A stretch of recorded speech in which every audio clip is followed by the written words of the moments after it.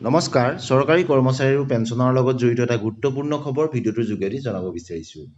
বিত্ত বিভাগৰ ফালৰ পৰা ফেব্ৰুৱাৰী মাহৰ দৰমহা সম্পৰ্কত এখন বিশেষ লেটাৰ আহিছে। আপোনালোকে দেখিছে একেবাৰে শেহতীয়া খবৰ 13/2/2026 এইখন নটিছখনত কি লিখিছে আমি তাক ডিছকাছ কৰিম।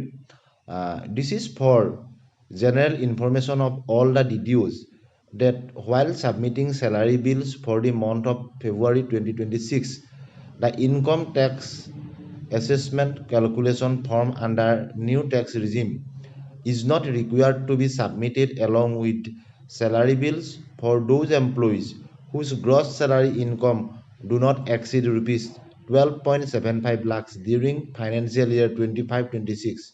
However, the annual salary statement must be uploaded online for each employees along with the salary bills for the February 2026.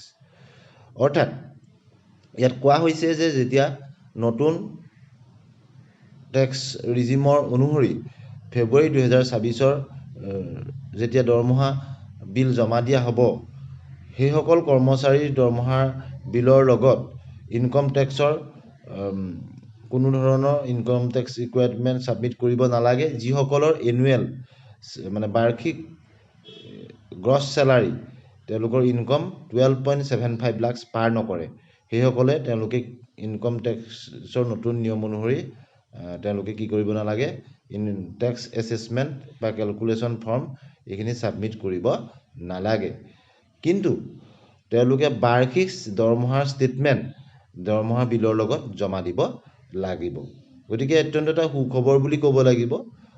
গতিকে 12.75 লাখলৈকে ৰেহাই দিয়া হৈছে। যিসকলৰ তাক ক্ৰছ নকৰে 2025-26 বৰ্ষত তেওঁলোকে জমা দিব নালাগে, বাৰ্ষিক চেলাৰী ষ্টেটমেণ্ট জমা দিব লাগিব।